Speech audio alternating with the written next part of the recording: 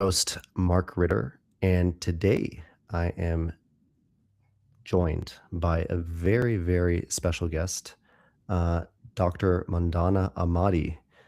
Dr. Ahmadi holds a PhD in computational neuroscience from UCL, I believe that's University College London, Gatsby Unit, one of the most prestigious computational neuroscience programs in the world. She's also the founder of Alena, which became the UK's first certified digital medical device for clinical mental health treatment and has treated 18,000 patients in under 7 months. She is now the chief operating officer and co-founder of Isare alongside Bart DeWitt, who some of you will have heard in the recent episode that we did last week. And she contributed to the adaptation of a paper that has been downloaded 42,000 times in 2 weeks, which we're going to spend some real time discussing today. Mandana, welcome to AWE, and thank you so much for joining us on the podcast. Many thanks, Mark, for quite humbling introduction. It's a pleasure to be here. Absolutely. So I'd like to start, before, these companies that you work at, Alena and Isare, at the beginning. And I always ask people on this podcast a little bit about their career. Oh, I apologize. Somebody's calling me. I like to ask people about their career and how they got started. So you have a physics degree from University of Maryland and a PhD in computational neuroscience from UCL. That's a bit of an unusual combination, I think, for a lot of people just to see it. So what were you actually trying to understand when you went from physics to the PhD in computational neuroscience? And what question was like driving that transition, that journey? Actually, I went to physics from pharmacology. I Oh. have always been interested in understanding the brain, and I always wanted to know what makes us us. Um, I am an avid reader of history, and Hmm. but for me, because I'm just very, very keen to understand who are we, what makes us human, how are we different from other beings, and it's just a very special thing to be a human. And our brain is a fundamental part of what makes us human. So I started studying Hmm. pharmacology because I wanted to understand it in terms of chemistry and biology. Hmm. And when I was doing that, I came across this field called computational neuroscience. And this is now nearly 20, I don't know, 25 years ago. Wow. And back then, it was quite a niche. Computational neuroscience and machine learning were quite niche topics in academia. And it was there that I realized actually there is a way to understand the brain that is more primal and closer to the way we understand the world. And that was physics. So, what is Hmm. physics? Physics is a very precise mathematical description of the world around us. And it Hmm. is through those descriptions that we've been able to build airplanes that fly and land people on the moon and do all sorts of amazing things. Um, and it was this training in physics, trying to understand how do you build precise mathematical descriptions of the world around us and to gain those skill sets and then transfer it into understanding the brain, which is practically what computational neuroscience is. You write equations, you write mathematical descriptions of the brain functions and the brain and body functions and all of those things. So it's very similar principles. And it is quite actually amazing to see how close to just how predictable the brain can be and predictable the behavior can be. So that's why I studied physics, because I wanted to study computational neuroscience and machine learning. That was a detour towards that graduate study, and I wanted to come to Gatsby because back then it was the only place on the planet that was combining the two fields, and they would offer it as a graduate study Hmm. because computational neuroscience and machine learning, which now today has evolved into AI, they are the two sides of the same coin. In one, we are trying to sort of like we ask what kind of algorithms, what kind of computations can you create to exhibit a certain behavior in a physical system, which is Hmm. AI, machine learning, robotics. And computational neuroscience asks the other question the other way around. So it's like I see a specific behavior exhibited Can I infer the kind of computations or algorithms that are implementable in the biological substrate of the brain to Mhm. give rise to those behaviors? So these things have always like handed over knowledge and learning to each other. So studying both of them in tandem was an incredible opportunity, and that is how I ended up at Gatsby. Wow.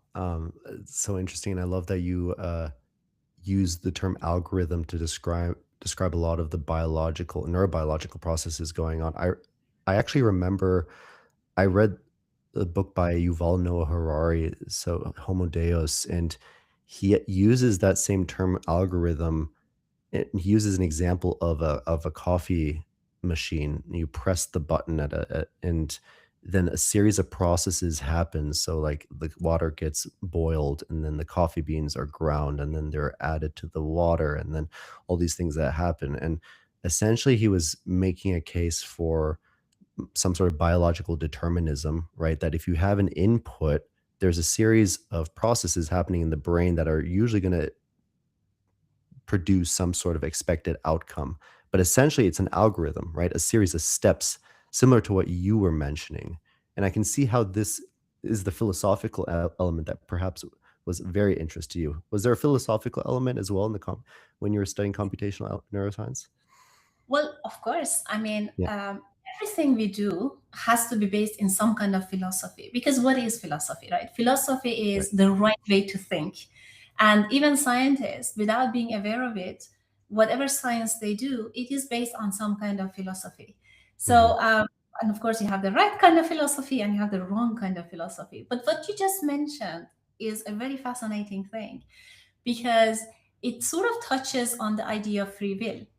Yes. Because the question is, if there is behavioral determinism, then where is the free will? Can I be held accountable for something that is so deterministic? This was a topic that was very, very interesting for me to study and to understand. And when Mhm. you understand it, it's quite fascinating because you will see that your immediate behavior is deterministic. It's literally Yes. the biology of your brain and the biology of your body, like a train in motion. But what you do have free will over and what you do have control over is your future action and your future behavior. That is why we have all this thinking back and rumination and imagination and planning, all of those elements, and trying to think of scenarios. Those forward planning is where free will lives. But when it comes to immediate action, there is no free will. It just happens. It just Mhm. happens the way we are like we've planned ourselves to be a while back. So it's quite a it is like it's a quite interesting topic. Well, it's easy to say that, well, looking back in hindsight, that you sometimes when people ruminate, they ask like, "Oh, I should have not taken that action. That was so embarrassing, and I shouldn't have done that thing." And they cringe, and they think, "Oh." But realistically, it was impossible that there could have been any other scenario in that moment, given the conditions and the environment and the situation that they were in. I've actually heard this example where somebody said, "Okay, think of a restaurant that comes to mind," and they think of a restaurant like, yeah, they just name it, and then they're like, "Okay, now, can you think of any other restaurant?" They say, "Yeah, sure, there's plenty of other ones." And then he's asked, "Look, why did you think of that one though, when I asked you?" And people look dumbfounded. They're like, "Well, I could have said a different restaurant." And it's like, no, actually the reality is like that was the only possible restaurant you could have named. And there's perhaps a reason, like either you went there for dinner the other night or you'd seen an ad the other night, but you're programmed in some way that could have been the only answer that you could have answered in that moment in time. So in hindsight, there really is no free will, and that should relieve a lot of people from the burden of rumination because there could have you have to remove the blame from yourself. There could have been no other thing that you could have done in that situation. When you say, however, the free will lies in future planning, could you elaborate on what you mean there? Yes, and I actually want to kind of like open a bit here, and Okay. that is to say that you're right. When people think back and have all those negative emotions, for some people even to the point of self punishment, Mhm. um, they need to sit for a moment, because these negative emotions, as uncomfortable as they need to ask themselves, in terms of evolutionary terms, what function does it serve? It it makes no sense to try to remove the negative emotions. One has to embrace them and ask oneself, why do I have these negative emotions? And then I tell you how it Mm, connects to this future control over free will. mm, We have negative emotions only at times when we realize what we predicted didn't happen. It mm, went wrong. It was a mistake. I hurt someone. I got hurt, right? It's a signal. And that is where it goes also to this thing about consciousness and all of those things. It's a biological reaction in our body to send a signal to the brain. You made a prediction that wasn't in your interest, in mm. however way you can think about it. Now, when people, then sometimes people get caught up with that emotion and they give too much weight to the meaning of that emotion, and they just get stuck in the loop of pain, instead of saying to themselves, oh, wait a minute, this is a signal that I need to change something about my brain model. I need to change something about the way I operate. Let me see what are the learnings here for me. And if I have an anger, if I have embarrassment, if I have these emotions, what do they mean? What disappointed me? And why do I have these emotions? And then use those to plan how they would do it differently next time. So whenever like everybody else, I also ruminate and think about and have those negative emotions. But I take it as ammunition for changing my life and controlling life forward. But sometimes I get it. It can be very difficult because we think that punishment, it is punishing. Negative feelings are punishing, Right. and we just get stuck there. So my advice here is, can we think of it as a signal that is Yes. just very uncomfortable? Yeah. It's a signal for sure.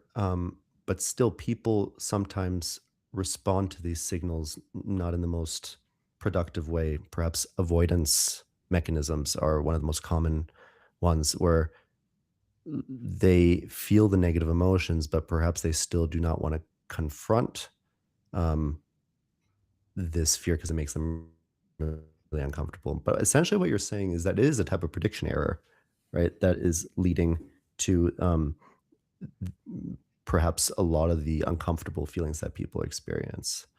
Yeah, yes. I mean, you're absolutely right. And often, you're right. Sometimes we have these avoidance behaviors, and in fact, this is Mhm, something we study at Alena. When we have these mhm, kind of behaviors, often it's a learning how to master discomfort. This mm, is something that we have to learn in life, often either by through life experiences, or if you're blessed to live in a society that teaches or a family that teaches. But that's a luxury majority of us don't have. So what happens here, we are either left to the biology of our body, and of course, like everything else, there is a diversity. Like avoidance is an important biological behavior that we're sort of like wired to exhibit, especially when there is danger. Some of us fight, some of us freeze, some of us avoid, and all of those things. Um, yes, and it is good to sometimes question, am I doing this because this is the comfort zone of how I am wired? Or am I doing this because this is how I have been taught to do it, either culturally, stay quiet or go fight? And to be a bit critical of our own mhm, behavior. Because my thinking is, whenever we find ourselves in a position where we see these kind of prediction error signals, which to me emotions are a big sort of like set of those, is to be a mhm. little bit critical. Why am I now react? I have the emotion, I have the signal. Why am I now reacting in this way? Is that does Wh- Where does this what do you reaction come? mean? Yeah, what does it Yeah. mean? Um, and yeah. Yeah, I think it does require a bit of a leap of faith if you are aware that perhaps you're keeping yourself in this familiar realm of the known that still makes you miserable. And, whether it's being in a relationship that's toxic, but you stay in it because it's familiar and you're afraid of the unknown. There's many of those out there. Or a job that you don't like that you still stay in because you're afraid of the unknown. A lot of people keep themselves in miserable situations just because it's familiar, right? And I think that it was Soren Kierkegaard, who is actually the father of existentialism, who actually proposed that there's two ways to free yourself from this type of suffering. Well, there's two types of suffering. It's getting lost in the finite. So the 9 to 5 job, 5 days a week, predictability, it's safe, but perhaps you're not reaching your potential, right? Because you could move beyond that and discover something else that fits you better, or getting lost in the infinite, like the infinite dreamer, the person doesn't commit themselves to anything, who's tiptoeing and everything, right? Those are two types of, existential worry. And he says the solution to both of those is the leap of faith, right? Embracing the leap of faith without knowing what the consequences are. So essentially, it just means rebooting the system and just doing something entirely different, right? And that can be really scary for a lot of people. But before we get sidetracked by philosophy, I'm really glad that you mentioned Alena because I wanted to get into that. Um, you built some because what you built is not what most people mean when they say mental health app. It's not a typical mental health app, essentially. Can you explain what made Alena scientifically different from the standard digital CBT tools that we already have on the market? So yes, so the way CBT works, it is Mhm. something that by experience people have developed, and psychologists have developed a set of behavioral treatments that through conversations, a therapist will try to understand what is the profile of this person. Like, do Mm, they tend to avoid more often? Do they get anxious more often? And right. then through talking, so it's very broad and it heavily relies on the experience of the therapist, the openness of the person, and yes, and a lot of other things that, like, how connected can they become with each other, and would it work? Like, would they implement all of these things? But it's a little bit like therapy can feel a little bit like trial and error, at least at the beginning. Mhm. And that's why very short term therapies often don't yield really lasting effects, Yeah. because it has to be a long term sort of like understanding of the person. Now, the way we went in Alena was that we say, okay, we know there is this treatment that works. It's called CBT, Yes. but it's a little bit like a Christmas hamper. When they offer this treatment to the patient, there are all these various treatments in there that they one by one give to the patient, and then when they watch, does it work or not? Does it work or not? And then if it works, they continue with that bit, and then they go back and give something else. So the idea for Alina was that we literally went back to what computational psychiatry is. Computational psychiatry says whatever behavior we exhibit, whether it's an avoidance or if it's an attention or anything of like that, it's the result of our brain controlling our behavior. This is what it is. Mhm. So can we look back into the brain and see what processes in brain give rise to those particular behavior?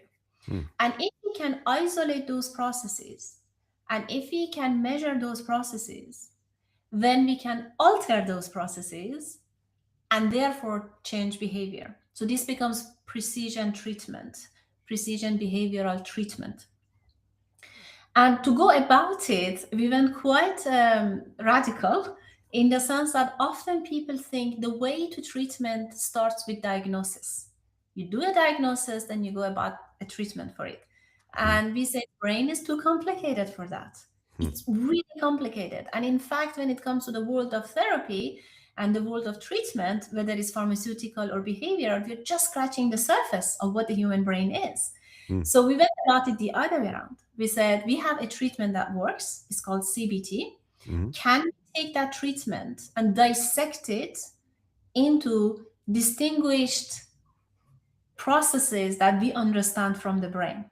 So we took our understanding of the brain and sort of like cut up CBT, stitched the bits together, and came up with new kind of treatments that were inspired from CBT. But these treatments, now we could trace them back to specific brain functions that then we could develop diagnostic tests and measurement tools for them to understand when someone came, they were doing a series of these tests, and then the test would say this person is likely having social anxiety because their avoidance mechanism is a little bit too strong, or negative attention is, or they're fine with these two. It's something else. The rumination is Mhm. that faulty process for this person.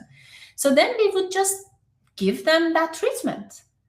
And in doing so, we could literally cut down the treatment time to see the same benefit instead of Mm. 6 months in 4 weeks, which is insane. Like Wow. that's what I said. Nobody has ever heard that in 4 weeks of twice a week therapy, you would start seeing difference in a person's experience of life. But that's what you get. This is the power of precision, and it also shows how mechanistic our brains are, which is a bit scary. Yeah, for sure. So it's essentially purpose-built CBT instead of it just being generic. Let's try to figure, like, you give the patient an assessment to determine which area they're most challenged with, and then have the CBT have be applied specifically in this area, whether that be social anxiety, focus, or rumination, Yes, I give or you an probably example. something else. Hmm. Yeah, I give you an example. For example, like in social anxiety, avoidance is quite a dominant behavior that not everybody who is socially anxious shows, but Hmm. many people do. So the question becomes, okay, show me when it comes to avoidance, how do you exhibit? How is it? So we could then assess that specific process that underlines avoidance in social situation through these testing. And then if a person would then show that they have a problem here with this avoidance processing, then we would only give them a module that was about exposure therapy.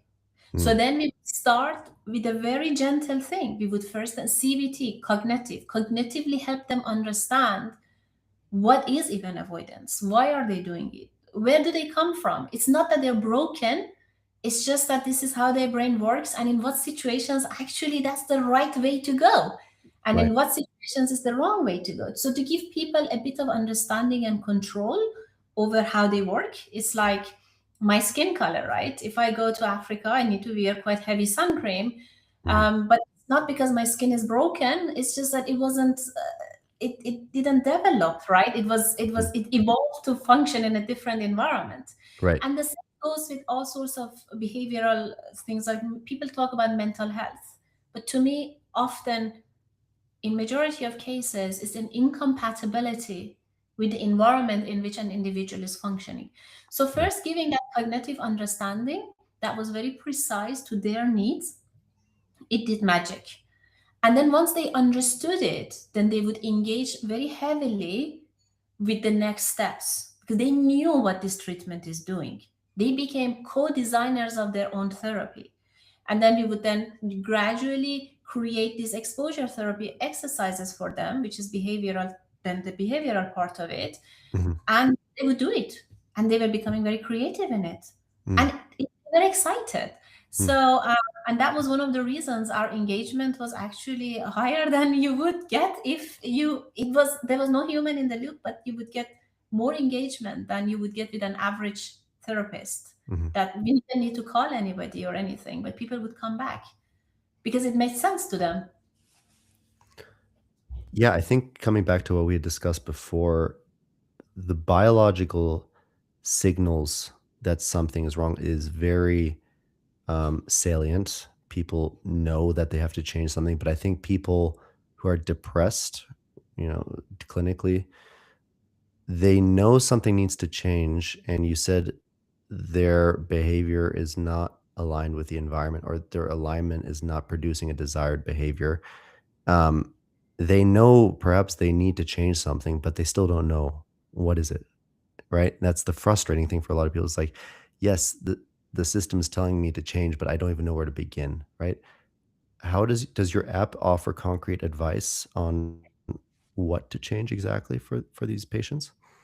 So, depression is a very interesting example because Yeah, when you think about mental health, and it even goes to meditation, that people think, oh, you have this, do meditation. I'm like, be careful. You have meditation and you have meditation.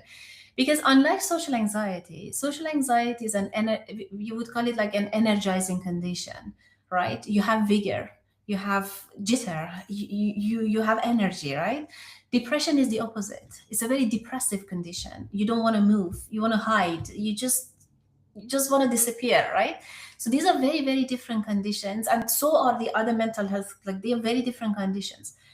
And on top of it, when you think about them, they are like, these are very broad terms that psychiatrists and psychologists are using to describe a set of symptoms that could have very different underlying reasons, right? To me, when we talk about depression or social anxiety, it's like talking about having a fever. yeah, But why do you have a fever? So in the olden times, people would just give them some various potions and food, like pills and whatnot. But now we go and test it. Do you have a virus? Do you have a bacteria? Do you have a right. fungus? Why is your brain, like, something is wrong with the way your brain controls your body temperature? Then we give treatment. So the same holds for depression. Depression could have many different reasons. Maybe something is right with your thyroid, because sometimes just the thyroid under functioning can make a person appear depressed. It's not Mhm. always just the way the brain works. And it could also be that there is something about your reward system. Really, it's about how, or maybe you went through trauma, but it was so traumatic, you don't even remember it because your brain has masked it. So it's a very complicated thing. And this is what Alena was doing. We didn't cover all mental health conditions, we didn't do everything. The Right. research we started is ongoing. So people at UCLH, Institute of Psychiatry, Computational Psychiatry, they have continued that line of work and they have published some very interesting papers. But the whole point of that is, let's take the treatments that are working and understand what brain function these treatments target, Mm, and then create measures of that brain function. And then if someone comes and says, I'm depressed, measure it. mhm. And if it's not faulty in that person, you don't need to offer them this. Let them go and find some, like, continue their journey of understanding what is the underlying reason. Mhm. So it was a long answer to your question, and that was yes, for the brain functions that we measured, we created the measures. Mhm. We could offer the treatment, but if you would come and you would score well on everything, then no, we wouldn't be able to offer it because Yeah. you would need to find out what is the reason that you have that. Right. So you have data also to back this up. I mean, you treated 18,000 patients in under 7 months, and that is more than the NHS typically handles for comparable conditions in a year. Um, the results, you even did a randomized trial that showed comparable efficacy to human delivered Yeah, CBT in a fraction of the time. What was it like to see that data come in? it was surreal.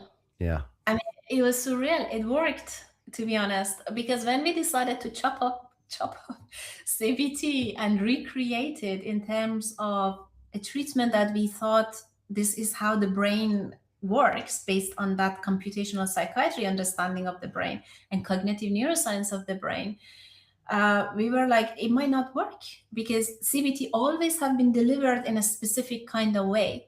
Mm, It was, I remember when I was talking about like creating Alena, it was pre-COVID, and everybody told me I'm crazy because mental health is a very human thing. You always need to have a human there in order to support someone through their mental health journey. But I had this belief that the human support is independent of receiving support, in terms of treatment. And what do I mean by that? It's like the pinnacle of mental health is for us to be accepted within our fellow humans, to be understood, to be useful, to have control over our lives, to be, a respected member of the clan, society, the village, whatever, the school, right? So Mhm. yes, to have good mental health, it means to be functioning successfully within the human society. And for that to happen, we need humans who understand us, love us, and accept us, and give us space to grow. That's the human aspect. But when it comes into supporting the the disparity between how we function and what the environment is, that is equivalent of having weak eyes and needing glasses, right? So Yeah. that's where this whole treatment was coming. And when I was trying to explain that, people wouldn't believe it. And we chopped up CBT, and then the first thing we had to do was to actually get patients Mhm. and run these and see do they get treatment. And that was the very first surreal experience, that it worked even though we had broken it and put it back together in a different way. Mhm.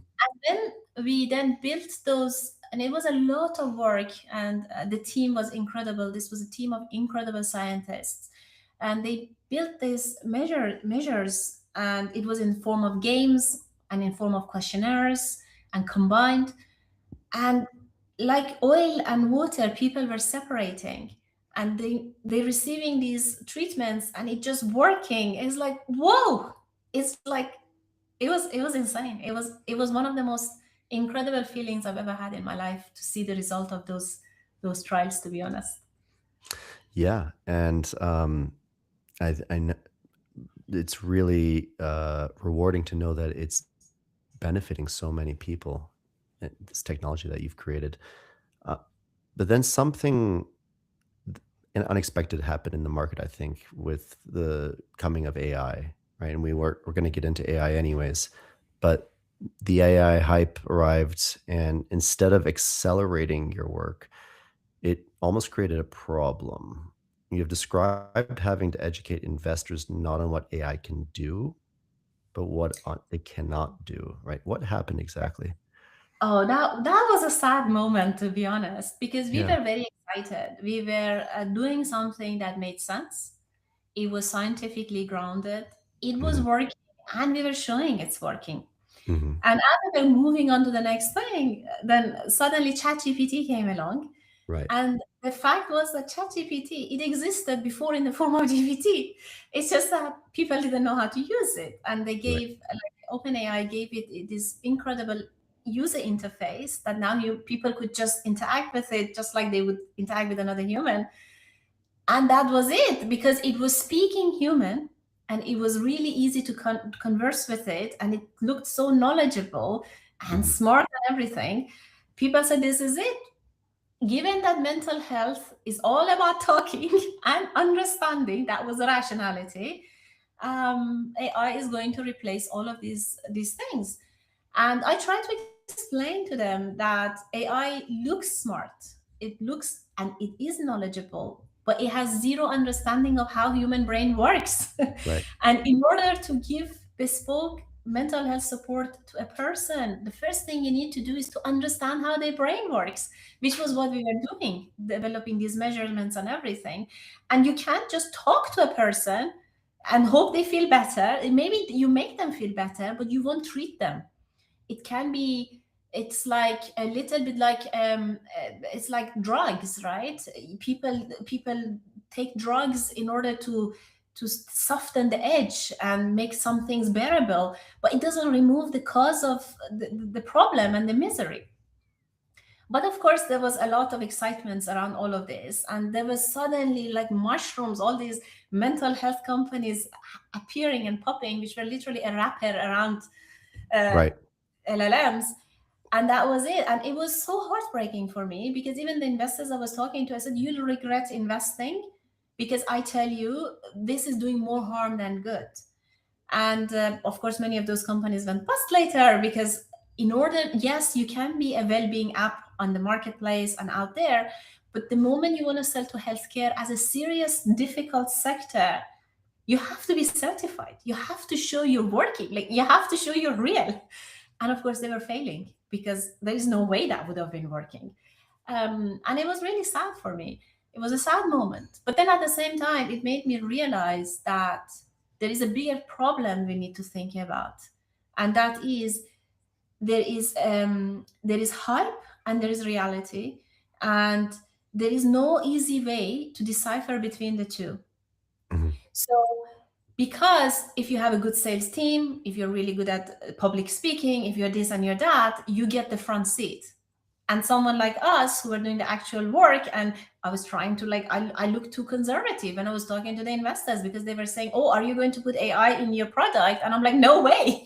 We're dealing with vulnerable people. I'm not going to do that. I was like, okay, that's it. We're done. And that's the moment I Well, decided I have to make a decision about how to go forward, because this is a space that's very dear to me. Healthcare is very dear to me, and it has a challenge. It has a challenge that needs to be solved. Yeah. what was that challenge exactly? It was like addressing the underlying go-to-market problem that was for your product for the app? Yes. Yes. So with Alena, we did have quite a lot of revenue, and that was coming from B2C, selling directly to customers and on the App Store and Play Store, and people Mhm. were just coming, and it was word of mouth. But these were individuals. And what I was interested in was to sell to the healthcare providers, like here in the NHS. And when I was talking to the NHS, what I realized was that there is a monopoly on sales of products. And when it comes to digital solutions, it was even tougher, because nowadays it's a little bit more accepted. But back then, it was like if you have a standalone solution that wasn't a dashboard or a physical entity, and they knew where in the workflow they would fit it in, they didn't know what to do with it. And that was one problem. And then the second problem was that there were some bigger companies who were locking in all these providers with a solution that was inferior to what we were offering.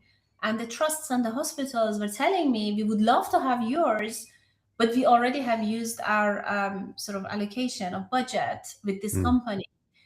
And I was like, okay, fine. When would is up for renewal? And usually it was a 3-year thing. yeah. And in order to get it is so scientist. So for me to learn all of these is like, oh my gosh, you would have thought healthcare would be a bit different. But it was even like, okay, fine, let me do a pilot with you. So you at least now understand how things go. It's like, no, sorry, they already have used up all our patients to do pilots. So they were hoovering up all the patients. They were locking in all of these things to lock what they call competition out. And then at the same time, who is suffering here? The patient, because they are not receiving the thing they need to receive. There is something that can help them, but there is no way to get in just because of the way the system is set up. So that made me a little bit like thoughtful. And I'm like, all right. And that wasn't my only problem. I was speaking to many other founders who were creating incredible solutions, and they were having trouble selling it. And they were like, let's make it a fair competition. We may this the market should be such that the patient always has access to the best, not to the one with the best sales team, but to the one with the best support, the best product that actually helps The best the part. patient. And Yeah. that was the philosophy, and that's why then I decided to put Alina on hold and then move to the new venture, which was about solving this go to market problem for AI enabled or AI driven solutions for healthcare. I see. So that was my follow-up question was like, what did that decision ultimately cost you? And, putting Alina to the side and teaming up with some of the former competitors and embracing AI, but in a qualitative way, right? Where you want to bring the best product forward. Sometimes it is the reality, though, that a lot of the best products do go unknown simply because they don't have the sales and marketing team behind them, right? That's true. Yeah, that is And true. And it's not right. well, it's the reality of human nature. Even in life sciences, med tech industry, biotech, it's still sales at the end of the day. It's humans communicating with other humans. And if you're not communicating the value, it's going to be a difficult sale, right? Yes, it is. But the way, when I was thinking about how to go about this, and then of course, then I met Bart, and the both of us had Yeah. come to the same conclusion from completely different spaces. It was that, firstly, you asked about what was the cost of putting Alena on hold. It Mm, was a very difficult decision of course. because it did have revenue, and I was sure as this is the right way to go when it comes to mental health and all of those things. It was working. It had a proven record, so it was very difficult. And what made it even more difficult was that I let everybody know that I am winding down the product off the market because I didn't want to spend time anymore to kind of keeping it certified, because there's regulatory aspects around it, and I wanted to devote fully to this next chapter. Hmm. That was the hardest. People writing to me, asking me in all kinds of words, don't do this. This is Mm, a lifesaver for me. And that was really, really hard. mm, But the point here was that sometimes you have to make a choice. And the question here for me was, I can either push Alina and I can help some people, or I can solve a bigger problem and make it possible for a wider variety of AI enabled or AI driven solutions to make it into healthcare in a way that is merit based, mm. which is very different. And this is like, you don't need to have like the right sales team, you just need to be good. Can I solve that problem? And that is when, then that's how Isari was born. That was the Could you tell us concept. a little more about Isare and what Isare is exactly doing? The idea of Isari comes from the thing that healthcare is huge, both in terms of the problems that it has, the patient problems that it has, in terms of organizations that are involved in healthcare, whether it's insurance and billing and hospitals and medical device providers. Healthcare is enormous. It's a giant sector that touches on every single human on this planet, right? So this is what healthcare is. And because of its size, and because of the impact it can have on individuals, it's also heavily regulated. So when you go from state to state, or when you go country to country, they Mhm. usually have their own rules and regulations that they have come. And that's the idea, is that about liability and how do I protect my people, and what are the current protections that are in place, and rules and regulations and all. So in that sense, it's also very fractured. So it's an incredibly big space with very fractured existence. The money, and in terms of monetization, it's very complex. It's kind of like shared across all sorts of things, and it looks like air. It's not Yeah. solid when it comes to monetization. Okay, so it's kind of like a very difficult thing to solve. So for me, it was like, we need everybody to solve this. This is just too big. It's just Yeah. too big. And if you have everybody to solve for this, if you have everybody to build for this, and if you have every person in their own country, their own demographics, solving for their own problem, usually, and then not needing to spend the money on sales and marketing, but spending their money on perfecting their solution for whatever Mm, patient population they're perfecting it for, that can create the kind of support for healthcare that is unbelievable. Because now you can have someone, and then you create this marketplace where different people put their products on it, their solutions on it, like whatever the agents that they have built on it.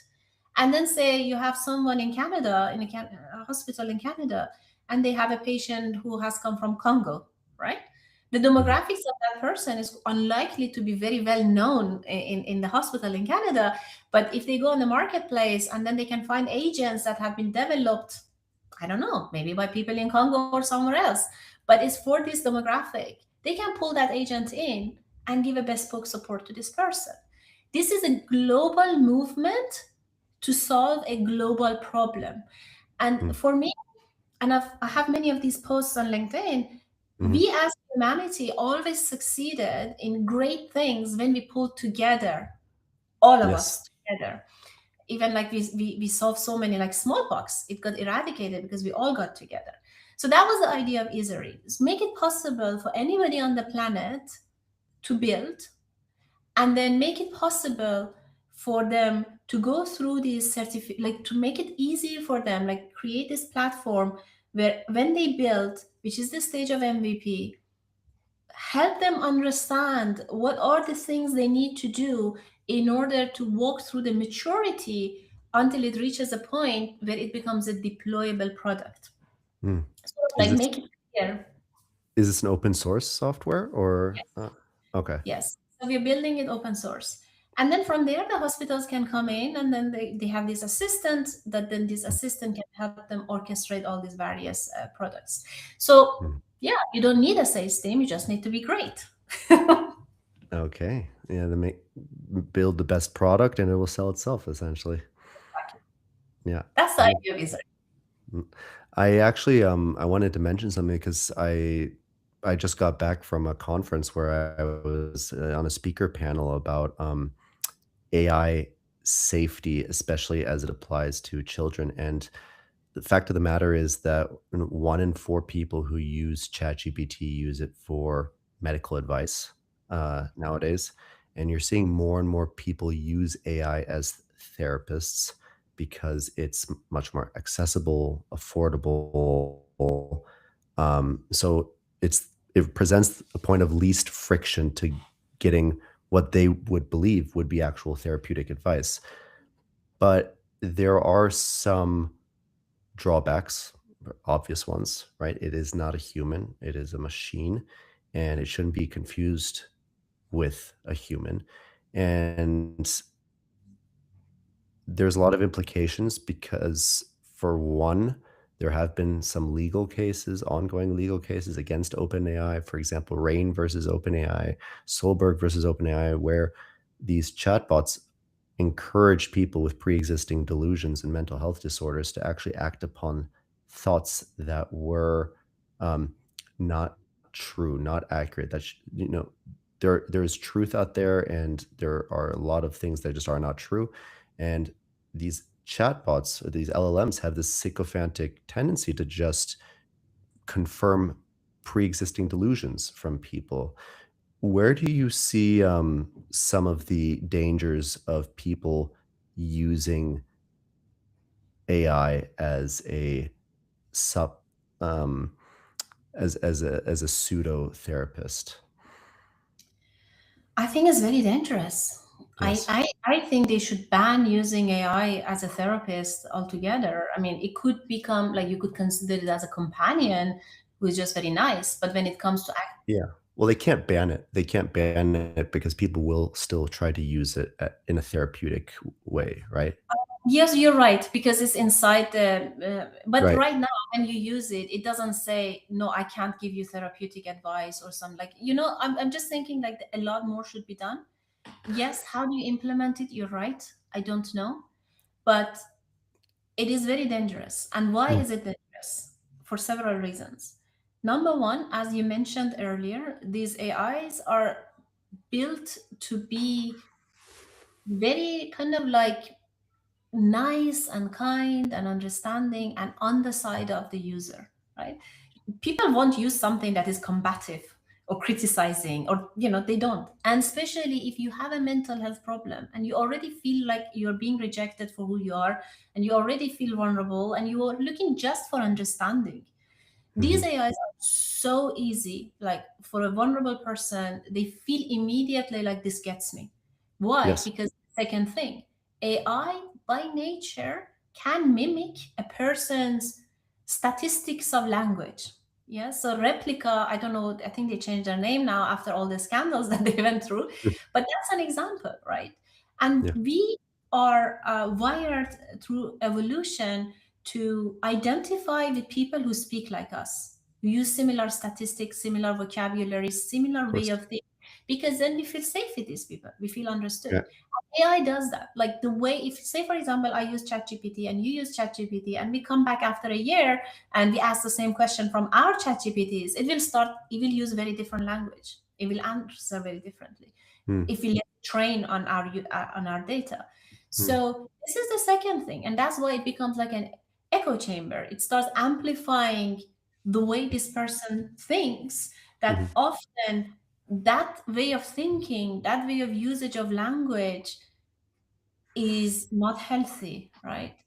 mm. It's kind of like something that if you go to an actual therapist, they will start carving away from that usage of language and Right. introduce new ways of thinking and talking and all of those things. Right. So it's kind of amplifies all of those things. Mhm, And then the third thing is, if you have a mental health condition, you need to you, you need to like face the harsh, cold truth that there is hard work ahead. Right. Therapy is hard. It's Yeah. really, really hard because it means you need to erase a lot of the known aspect of life, the way you know life, the way you understand people, the way you understand yourself, and rewrite it. And you need someone who is there to help support you through it. And AI would never do that because the moment it starts inducing harsh thing on the user, they will leave. And then So it's like engagement. These platforms are looking for certain engagement metrics, and they found that an AI that is more agreeable and sycophantic is more likely to be engaged with. And this was almost my point at the conference, which is why don't we have an AI model that challenges the users more if they have incorrect thinking, right? it won't last long. Well, I think Anthropic is like getting better at this, better than the others. Like I've found Claude like will disagree when sometimes with me. I find that good, but essentially, we're also talking about how the responsibility does fall on the developers to build in safeguards, right? That would prevent certain things. You know, at our company, for example, at all digital wellness, and we've built some AI models that flag specific keywords and phrases, right? If a user is expressing self-harm or harm to others or suicidal ideation, that somebody gets notified in the back end so that there can be some sort of crisis intervention in that moment, right? Because ultimately, these are people who are isolating themselves and they believe they can supplant their need for connection with an AI model, which is just not the case. It's just going to isolate people even more. Um, so there's a clear difference in policy between the EU and the US. US is driven by market competition. So a lot of these models are trying to get rushed to market. And then if something bad happens, then they say, okay, sorry, we'll fix that. Whereas in the EU, there's been a much more careful, deliberative, let's prevent the harm before it happens sort of approach. And I think do you think that it curbs innovation in the EU by being a little bit more cautious with regards to AI? Yes, Yeah. but then it's a very hard question. Like, yeah, so in order to have innovation, you need to build it, but then you could risk hurting people. It's not like a Sure. shoe or a pizza that if it's not Yeah. like it doesn't have much of an impact, right? This could have like really, really bad impacts on people's lives. But then on the other hand, this is a technology that is really, really needed because Yeah. it's a fact. We do have a shortage of healthcare like staff and therapists, and however you look at it, we shortage of nurses and doctors and whatnot. Um, Mhm. but then you need to also you have a duty of care towards people. You can't just give them something that is harmful. So how do you go about that? And this is something that has really made my mind like has really engaged me. Is there a way for us to make innovation happen without it um, without it sort of like hurting people or choking the innovation? Now EU is having and they have started very interesting sort of like initiatives, which I think is walking in the right step, and that is introduction of sandboxes. So the idea of the sandbox is that you build it and you test it, but you are aware this is experimental. You don't take the results serious. So my thinking is that this is the right way to go. You should stop thinking about I build, deploy, and test on real people, or I just don't build it, or I just don't deploy it because I'm not so sure. Pharmacology, like when you think about the pharma industry, they have mastered that, right? They know exactly how to do the gradual introduction and understanding the risks and impacts and behavior. And I think when it Mm. comes to AI, we need to copy the pharma model and to deploy it very similarly. Sort of R&D approach, you mean? Like understanding what the consequences are for mass adoption of specific LLM. Okay. Or Uh, even small, like the way pharma does, what is it? First, they start with like, I don't know, a tiny tiny, like, okay, you Tiny do it. cohort. And yeah, first, even with animals, like they start with animal Yeah. testing. So what I'm just, you can't do that with AI and animals, right? But what I'm No. saying is that I think it's about adopting that model by understanding to differentiate between an experimental deployment. It's not a pilot. This is different. Pilot is also an actual deployment to just see how it fares in the hospital or something. It's not that. It's like understanding this. It's like a trial. It's like something that I know this is experimental. And then you expand it and you expand it and you expand it. And then you decide, now I go into trial, which is an actual deployment. And I take my hands off the steering wheel and I see how it goes. That is going to be very expensive. It's going to be very expensive to build in that way. And no startup can ever build that way. So, because it's very expensive. But that's why the countries, the governments have to then provide this kind of funding to support their startup sort of sector to build in that way. Now that doesn't exist. I don't think it exists anywhere in the, at least not that I know of. But the moment the governments understand, and I think EU is sort of moving in that direction a little bit, and they're Yeah. starting to like, it's a little bit more, and they have at least started to use the right language and the right vocabulary. I don't know. They move very slow here. Who knows how many years it takes? Right. But once you have the right funding and the right sort of tracks to move people along, and master how to move these companies along and their development along, then you can have safe deployment. Safe deployment of where you understand what's happening. Mhm. Until then, yeah, it's going to be tricky. Well, it's interesting that you mentioned the government. Do you think the government has a responsibility to regulate these companies? Because they've tried to do this. I was just in Copenhagen for the conference, and the government in Copenhagen for example, they enacted a social media ban for anyone under age of 16. Australia and France have done this as well. Spain is also doing this. A lot of countries think it's the responsibility to enact a ban. Well, kids are very clever. They find their ways to get around it. They use VPNs or whatever. Essentially, do you think that the government has a responsibility to regulate AI and to try to make it safer? I don't think the government should act as a police. Okay. I think the government has a duty. It has a duty to build infrastructure that can support a nation. So, for Mhm. example, if they put a ban for under 16s to use, say, social media, yes, that's amazing. I think that's good. But as you said, it's more like a policing. It's like a parent saying to their child, you're not allowed to use social media. That's very different from telling the child why they shouldn't, like education programs. Why shouldn't you use this? What is this? What is it doing to you? What are the alternatives? How does your future looks like? So to me, the government has a duty of building infrastructure that supports understanding, education, and guardrails, all of it together.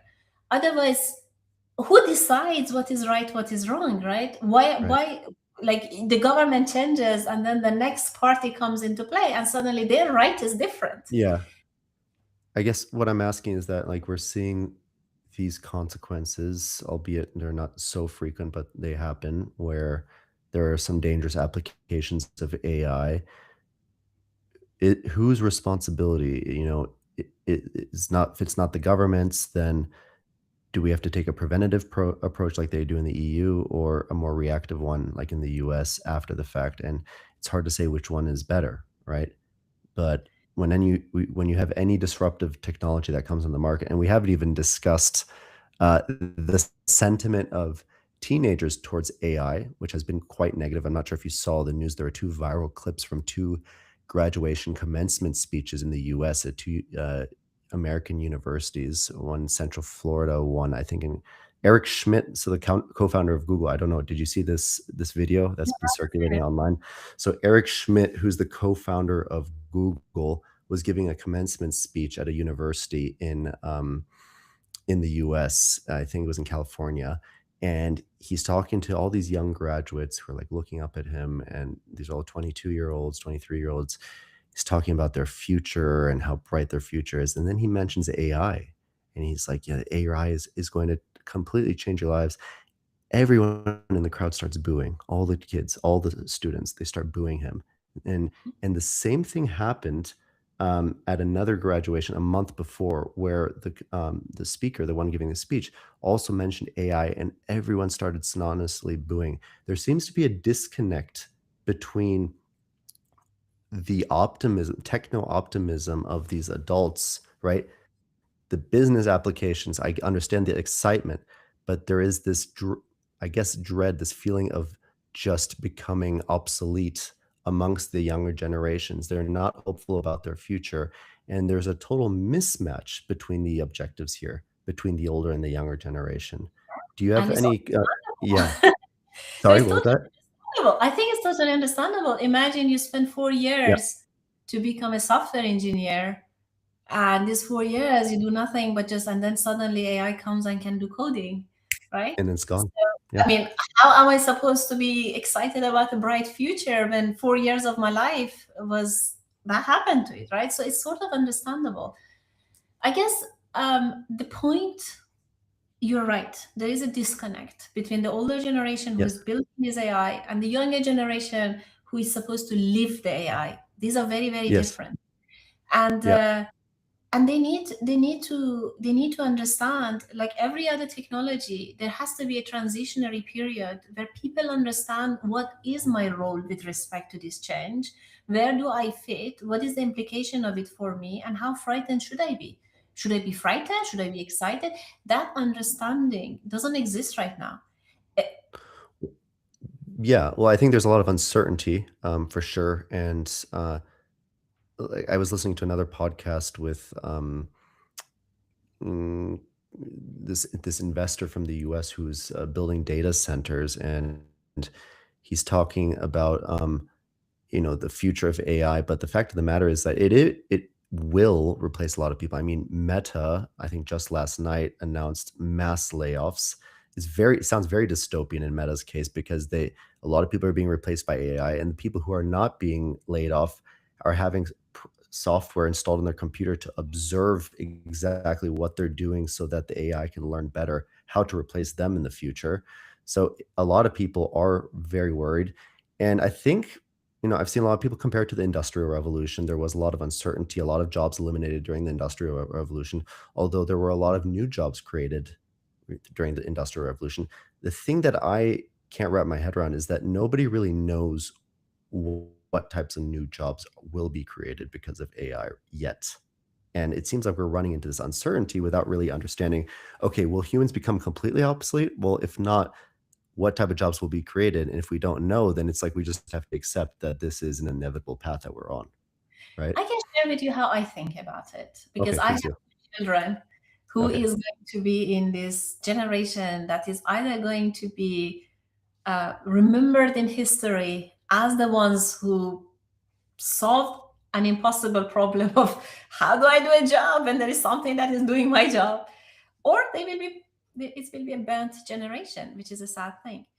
So the way I think about it is that let's take a step back and think about what is AI.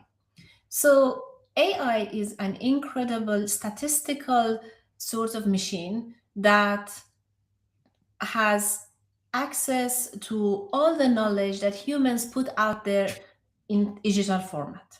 Yes? So, but that's where it stops.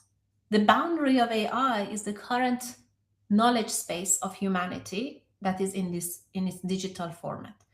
It's very good in moving in this space and having different permutation of how to combine these different things together.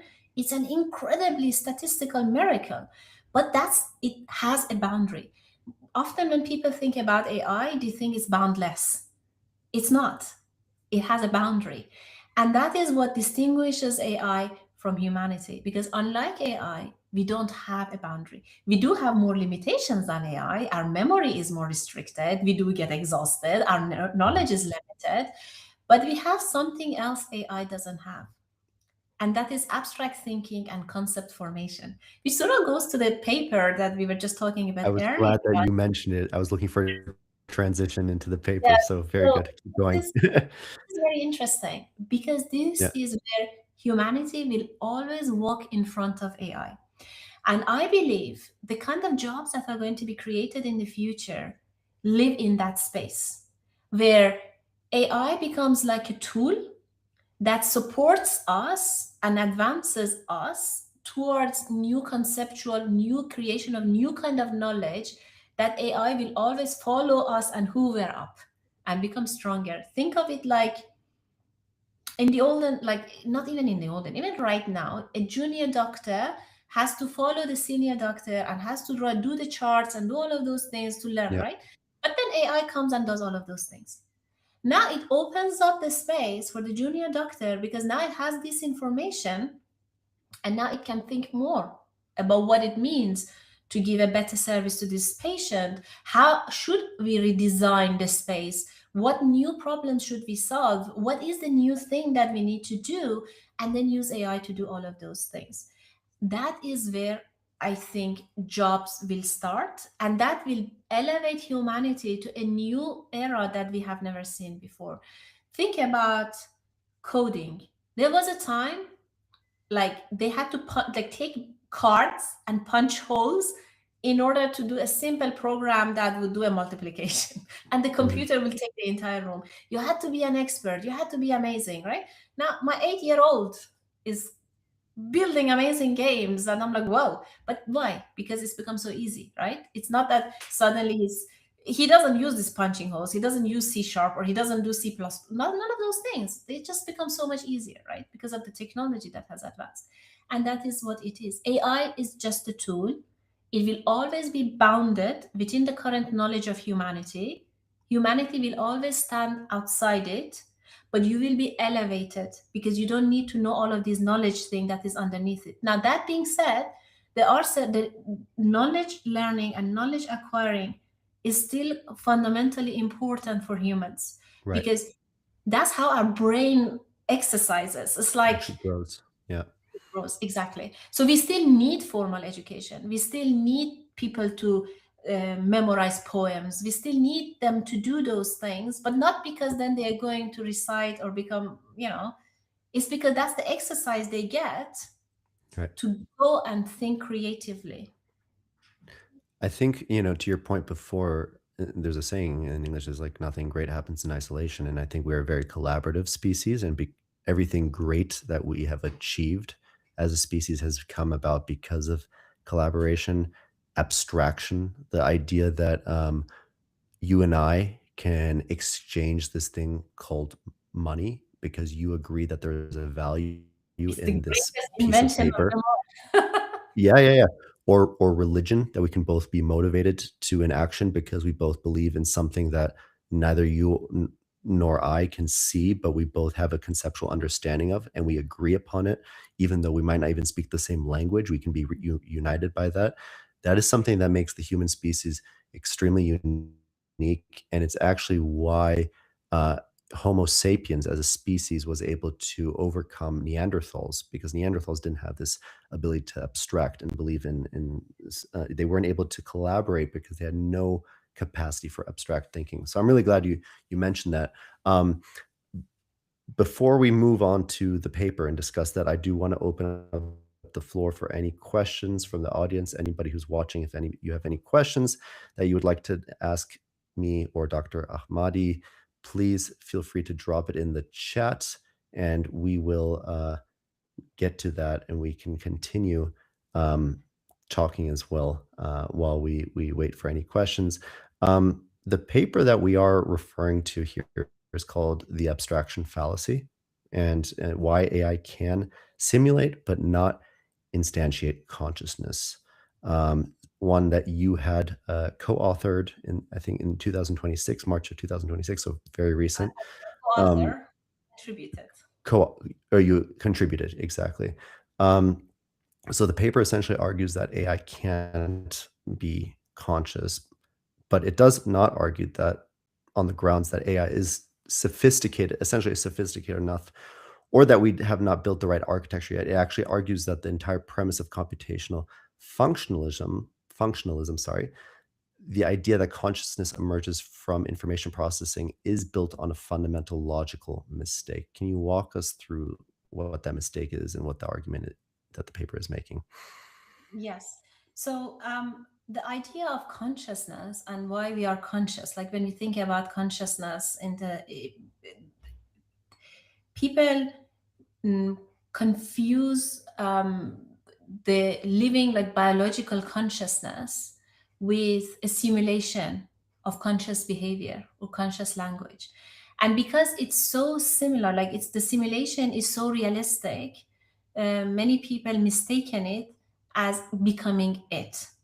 So I just give a quick like analogy, which is also in the paper.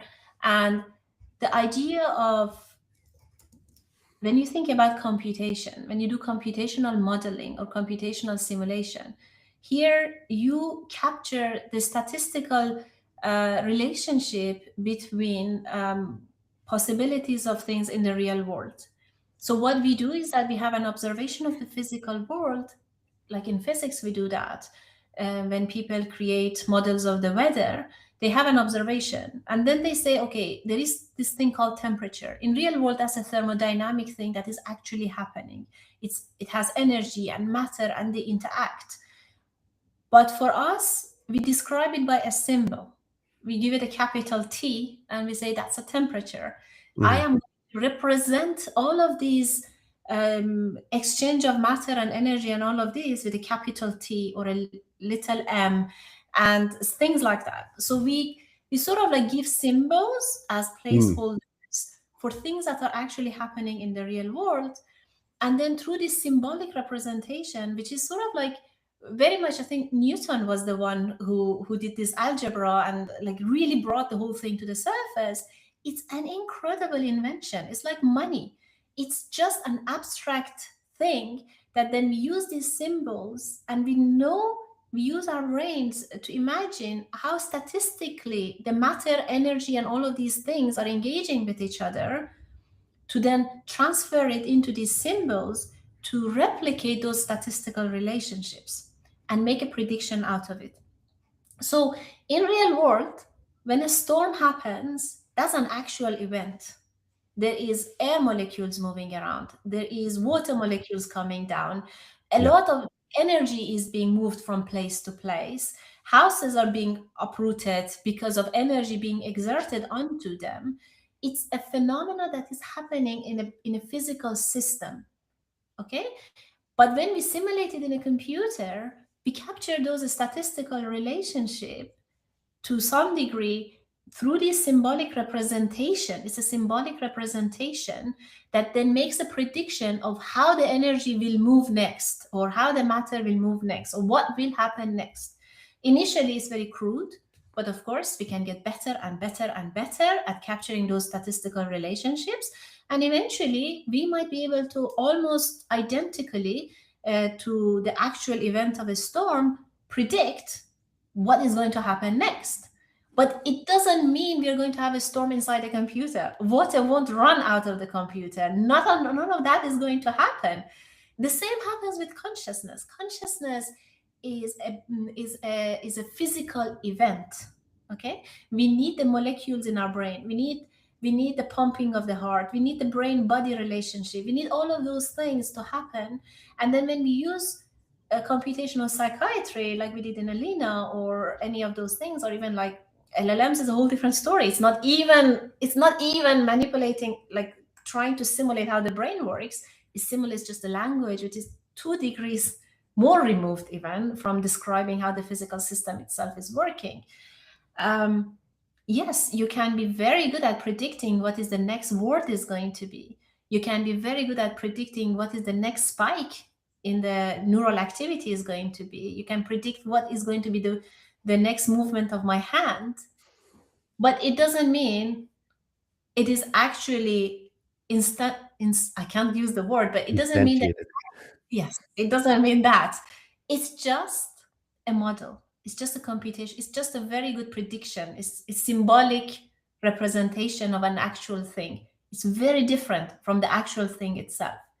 Now, because AI is very good at, like, these language models are very good at mimicking human behavior, and we are wired in a way that when it talks very human, even better and more fluent than many humans that we know, now we immediately attribute consciousness to it.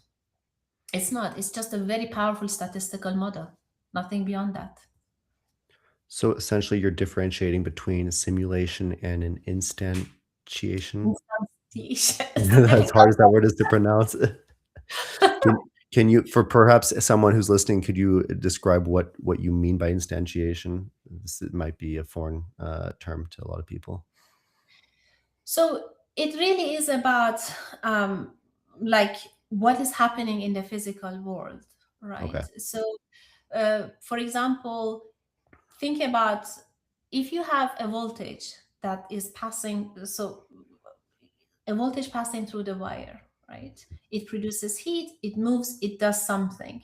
But I can also give it a symbol. That's the instance. It's like it's an event. It's a physical event that's happening. But I can also decide it can then represent something for me here, Mhm. that voltage or that flip of the zeros and ones. Mhm. It could be a temperature for me. It could be the image of a dog. It could be something. I decide what it means, but the wire that is carrying the voltage has no understanding of, or no, it doesn't mean any, it's just a voltage is passing by, right? And that's the idea of, for me, I'm creating a map. It's just like a decoding thing. As children, Yeah. we had these games where you would just create symbols and each symbol would mean something, and then you can talk to somebody else through the, like children, even during the World Yeah. War II or World War I, they were like transmitting signals like that to each other. But it's very much about what I make of those symbols. So it needs my consciousness. It needs me attributing meaning to this symbol for it to point to something in the real world that is happening. And then me taking that in and understanding what that means now with respect to my body and with respect to my existence and all of that. The symbol itself is just a carrier, it's nothing.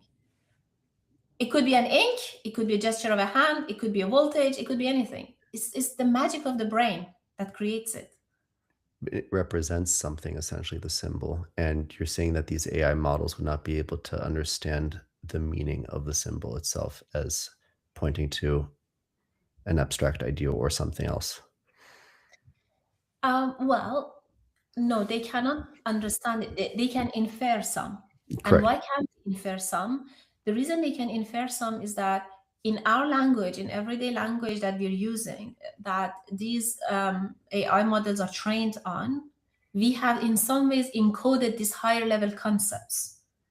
And that is why AI can then take this language and combine them together to operate in some ways at the concept level. But that's because it's so good at statistics. It's like, think about dogs, right? Imagine a dog, like when we think of a dog, I call it dog, in a different language might call it a different thing. But you can look at a dog, and over time, as a child, as it grows, you see different dogs: short dog, fat dog, small dog, big dog, yappy dog, quiet dog, sick dog, three-legged dog, right?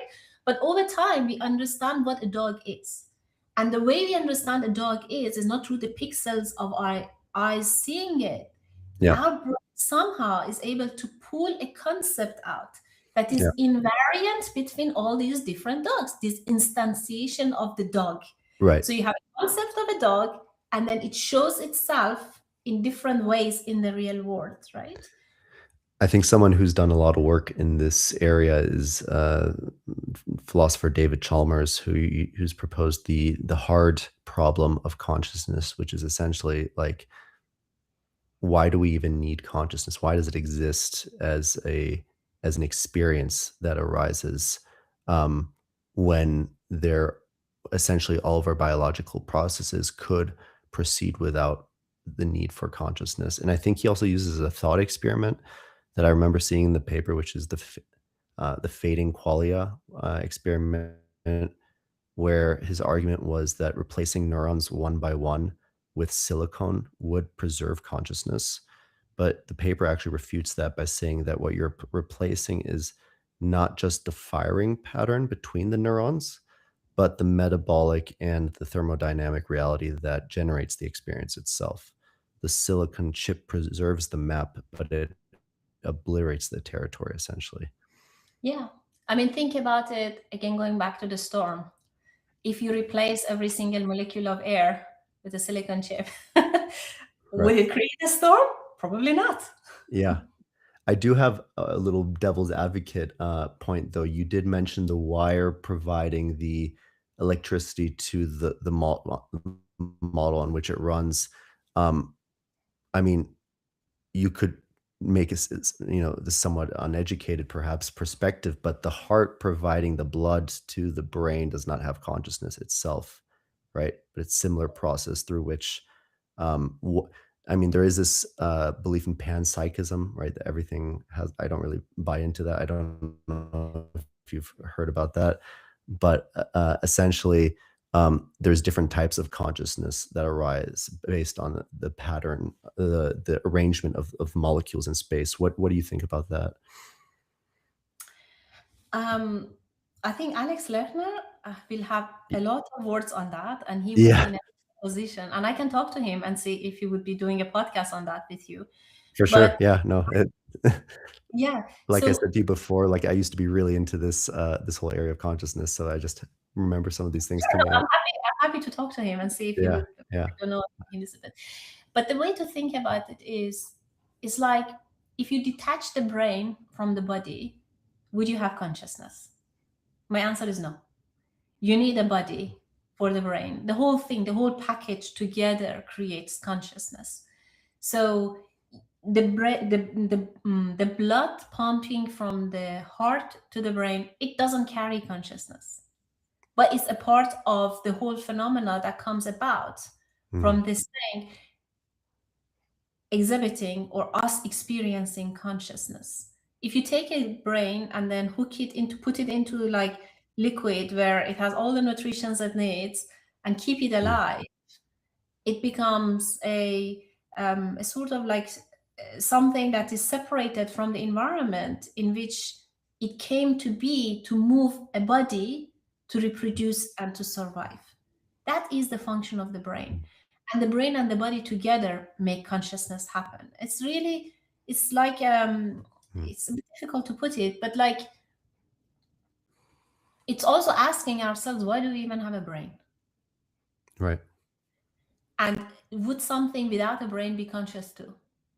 Now, interestingly, Alex will say yes. He will Well, have say yes because of the way he's defining consciousness. But for that, you need yeah. to talk. I mean, yeah, that would have been my next question. I'd probably save that for Alex is, like, are infants conscious when they're born, Yes, they right? are. Yeah, I mean, at what point does consciousness emerge in the, um as soon as yeah. Oh, that's a whole different topic, but I mean, we some can people move think on with you need language to experience consciousness, and that is to me is like it's a flaw in logical thinking to think you need language to be conscious, mhm, and you don't need to be human to be conscious. um, you might not even need a brain to be to experience rudimentary consciousness. So but you need to talk to him, and it's all about like consciousness is not a zero one thing. Like everything else in this world, it has to have some form of a spectrum, a beginning and an ultimate apex of it, which I think humans are sitting at the top. But then who sits at the other end, right? mhm. um, where do you draw the line and where does it end? And he has an answer to that. You need to talk to him. Yeah, I would definitely be, interested in speaking to him a little more. He has an interesting framework, and really, I think he states that given that AI cannot be conscious, what are the implications for how we should build and regulate AI mental health tools? And do you have some thoughts on these questions that perhaps arise? Yeah, I think the biggest point when it comes to AI consciousness is that there is this movement where people are trying to define rights for AI, because it's Yeah, okay if it's going to be conscious. Now we need to have like we have an obligation to give it rights and everything, right? yeah, So it's like, to me, it's like people in the olden times, they had their idols, and the idols had rights. They would even yeah, sacrifice humans for those idols and yeah, yeah. gods, right? It will have massive implement. Like going back to what you were saying earlier, our beliefs will define what next step we take in our lives. Yes. If we attribute consciousness and rights that are equal to the right of a human to something that doesn't actually have it, you can imagine it really opens a Pandora's box, because suddenly, as a human, we roll back in time in history where, yeah, you couldn't say anything because you would anger the gods, the idol that is sitting on the shelf. You can't say it because you might anger it. It becomes a way of controlling masses. It becomes a way of like, and again, who is controlling this AI? Yeah. Yeah. So if now you give them rights, now you can't even talk anymore. You can't Yeah. even question or criticize anymore. So it really restricts the power in the masses in however way you can imagine it. And it inflates an already existing imbalance of power towards those who own the AI. So it's going to be massive whether AI is conscious or not. It will Yeah. make all the difference in how can we protect ourselves and defend ourselves and question and say, no, pull the plug. Oh, you're killing AI. Are you killing it? Now let's Right. have a massive courtroom. No, I'm not killing it. It's a tool. Just pull the plug. Yeah. So, and even if you think about, we talk about mental health, but like think about like the extreme of weapons where people like, oh, you have conscious weapons now. And what does this mean? Oh, don't blow the bomb. It's conscious. It's like, I Right. need to defend Right. myself. So it's It's a just like, conscious bomb. it's a conscious bomb. Don't touch it. So how are you Yeah. really like? It's important. We need to solve this right now, whether AI Yeah. is conscious or not. There's a really good film. I'm not sure if you've seen it, Ex Machina. Have you ever seen No, it? I no. really recommend you watch it because essentially it's just a big Turing test. Like the whole movie, the viewer is fooled into, because essentially the premise, I won't spoil it, but the premise is that he is invited to this big software developer's house where he's built this robot and has a very humanoid face, and she's and this robot essentially, cries out in pain when the creator like hits it, and she's pleading, begging for help, and this other develop developer who's been invited there, he starts developing feelings for it, and he's like, "You can't treat it like this. It's horrible." Even the viewer, when you're watching it, you feel a sense of empathy with this robot. Like, how dare it? And I won't spoil it, but it's such a good movie, and there's a huge twist at the ending. But it's a big Turing test. But yeah, coming back to Alex's framework for a second. So he's proposing that essentially that AI is a sophisticated, non-sentient tool. Um, if we just accept that for a second, what changes about how we should design AI systems for mental health? Because essentially the risk is not that the AI is suffering in that case. The risk is that the human using it treats it as though it understands them, right? When Yes. it actually cannot. And so what's the risk here? Oh, I think you're absolutely right. I think my biggest worry is that developing AI that is very human like and being used in terms of for mental health or companionship, it's a perfect companion. And especially it will have perfect understanding of the person in a way a mhm, loving human would never do. And why not? You would criticize, you will shout, you will cry, you will plead when you see this person is doing something that is not good for them, right? The AI that is there trying to keep the engagement up will always have an upper ceiling of how far it would go to question or push this person to become a better person or do the hard thing. So, in a way, what it does, it will make people lonely because mm, suddenly, mm, compared to everybody else, nobody will get you anymore. People become harsh, people will become abrasive, people will become intolerable. It will destroy the human connection that we need to have. It's like growing up in an isolated, completely sterile lab, not having access to any microbes or nothing, and everything is perfect, perfect climate, perfect temperature, perfect food, perfect whatever, but it's a bubble Because the real world out there, you have an immune system, you need to develop your muscles, you need to feel the Yeah. sun, you need to have the fever. Anti-fragility. Yeah. Yes, and we will lose that. And it's not Yeah. even like just using it for people for mental health support. It's like for anybody who then replaces it for human connection. So people And that become is weaker. sorry? Yeah. People are becoming weaker then the more that they use it. The more they use it, the less fitting they will be to live with other humans. Hmm. I We see won't, this a we lot won't, with, yeah. yeah, sorry. So I wanted to say we won't develop those skills. Like we are not born with social skills. We do have some wiring of our brain that gives us some tendencies, but social skills is something that is learned. The joy is learned. The joy of helping is learned. The joy of being the joy of living in a society and being with people. You have to first go through the pain to reach that joy, right? So Yeah. even later, when you have now you marry and then you have kids, and you can't stand them because they don't get you, because you're not willing to go through this, because they're so Right. difficult, right? What does that even mean for families? What does it mean for us as a race that was evolved to be social? Yeah. That's my biggest worry.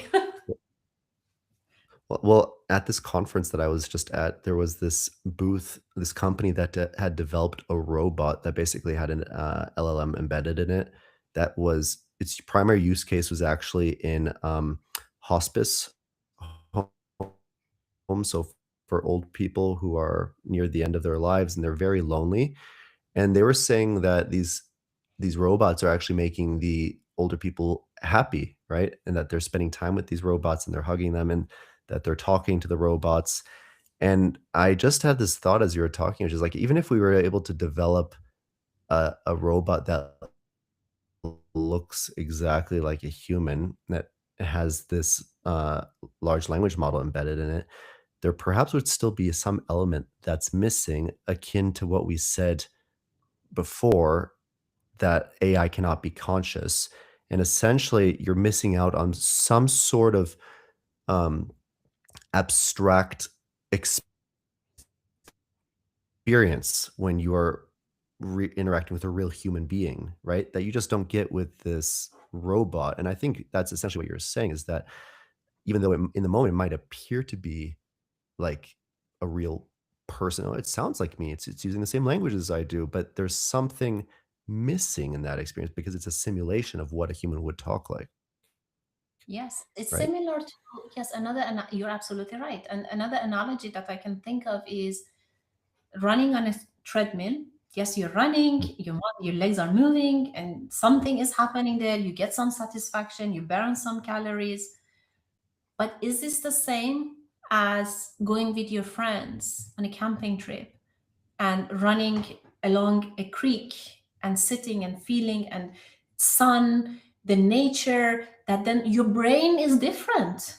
mhm, Your connections are different. The feeling you come home from that run is very different from the feeling you come home from a run on a treadmill.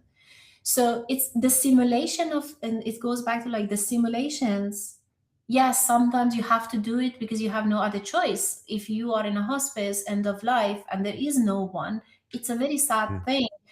But that's the Yep, only. But when it comes to someone else, like when it comes to actual people who need to run actual societies, like where are we heading to? Are we mm, not to communicate to each other? And even fine, you can run a society with no one actually needing to tolerate each other and talk to each other, where mm, AIs will talk to each other. But then what happens to the family unit, which is the mm. core of identity? So having all of these things eventually, in my opinion, gives rise to a generation that has severe mental health problem.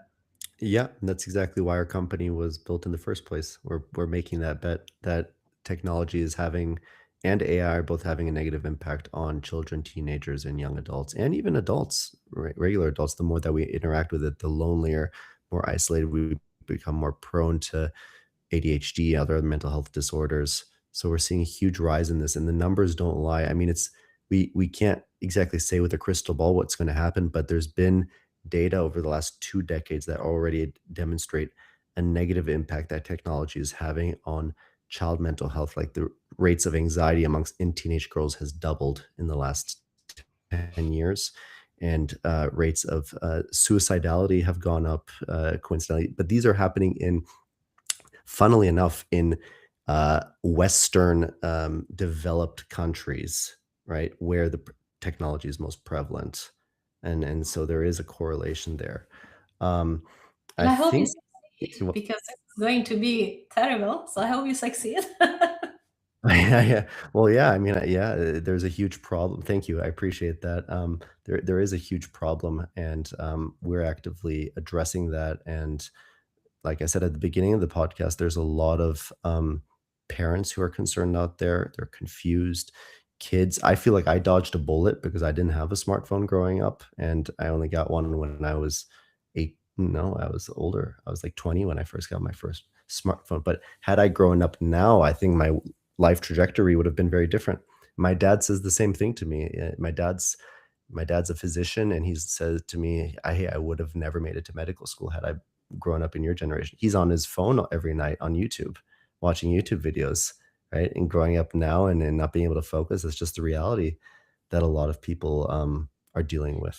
I mean, Uh, every parent I speak to, they have this challenge. Yeah, with their teenage kids. yeah, and I mean, look, they're struggling with it as well, and it's not just, we can't necessarily just blame the platforms. I think social media is symptomatic of a deeper problem, and it's a way to try to get our needs met, but essentially it's a very maladaptive way of getting our needs met. And the fact of the matter is that people are don't know how to deal with boredom. They feel lonely, isolated, and there's these cheap dopamine hits that promise the short-term reward, but essentially what you're teaching kids is that they don't have to work for their dopamine anymore. And the consequence of that is um, shorter, short-term expectations of rewards in life. Like I spoke with a professor at a university. He says my doctoral students, they always underestimate how long it's going to take. Like there's an expectation now that things should get done a lot faster, when in reality life has very delayed rewards. Sometimes it takes really long to lose weight, to build a business, and a lot of people don't have the patience because their expectation is that it should be short term and immediate because of the way that we're being conditioned by Yeah, technology. imagine the disappointment when they try it and it doesn't happen. It's like, Yeah, yeah. yeah. Um, so I wanted to perhaps turn the table a little bit, and you've learned a lot building these businesses and having studied computational neuroscience your entire path.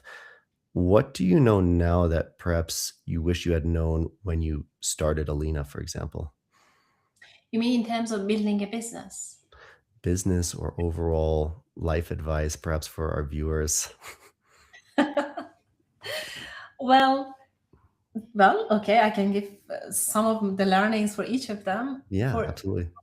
business, I think what I start when I did Alina, I started with passion and a scientific technological solution to a big, big problem. Hmm.